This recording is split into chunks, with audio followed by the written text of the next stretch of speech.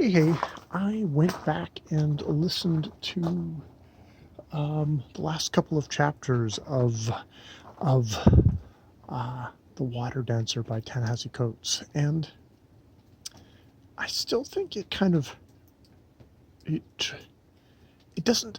I think I got myself confused. There's the whole thing of it being a superhero story, but it's not really a superhero story, or at least it's not the kind of traditional Western kind of idea of this is, Hiram is going to be a superhero in this story, and it's going to have like kind of, dramatic kick-ass ending. It's like, no, it's more like he remembered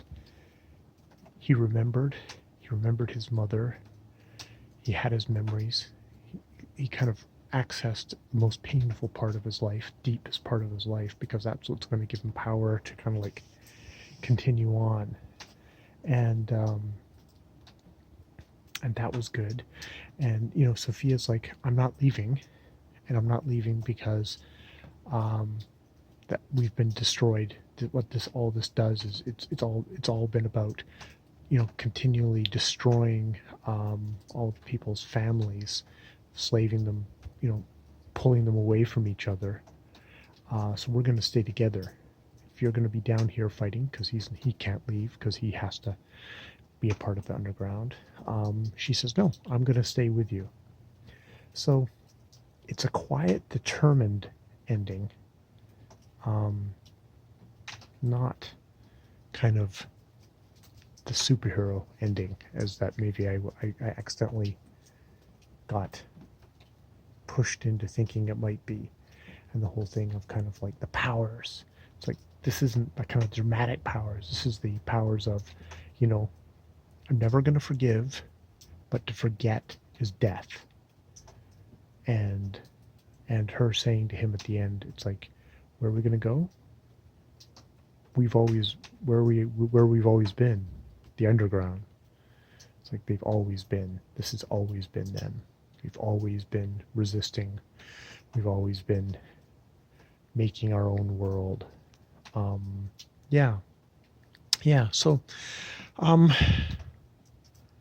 still feels like kind of the opening chapter of a book than maybe a full story.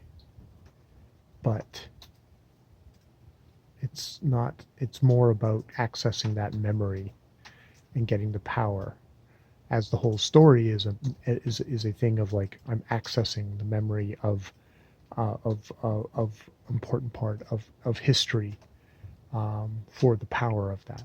And I think that, and just sort of that idea of the end with Corrine, the white woman, and him talking about her being a fanatic, and it's like she's not upset about people getting enslaved and brutalized as much she is mortally offended that it's white people doing it, that it's her own kin and cousin, and that it could be, that could be her. That's what upsets her and white people the most about slavery, about racism. So that's an interesting thought, criticism there, coming from Black American writer of fiction in the contemporary world.